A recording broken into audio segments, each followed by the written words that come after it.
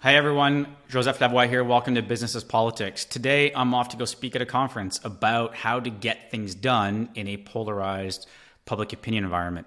Thought I'd give you the 2 or 3 minute primer on what I'm going to cover today because I think it's very interesting for all of us who need to get things done in what seemingly seems to be the most difficult public opinion environment we've ever had to face. So what's going on? Well, the challenges that we all face is that at least it feels like we're operating in a hyper-polarized public opinion environment. This is true. We are seeing this. I'm seeing it in a lot of work that I'm doing on a daily basis, but there is a big difference between the type of polarization we're seeing in the US versus the type of polarization we're seeing in Canada. In the US, we see what is often called affective polarization. This is the idea, the notion, the reality where the more calcified you get along your views, the more ideologically consistent you become in your views, the more likely you are to despise, hate, and have zero tolerance for someone who has a different perspective. I'm sure if you tune into Fox News, you see a version of this, and it's quite prevalent and it's on the rise in the US.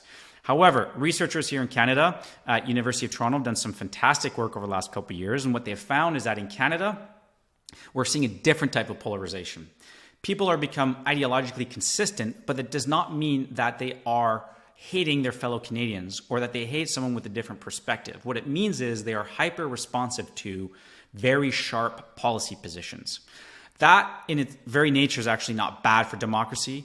In fact, it's very healthy for people to respond to sharp policy positions. When you think about some of the more consequential elections, at least in Canadian history, but I would say it's true in many democracies, the most consequential elections where we've had high voter turnout are those in which voters felt they had a clear choice, because choice gives them agency.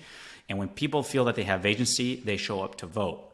So what's happening in Canada? Well, what's happening in Canada is that people have a growing perception that there's an increased polarization occurring around them, but that it is strictly that, a perception. So people on the left exaggerate the representation of evangelicals on the right.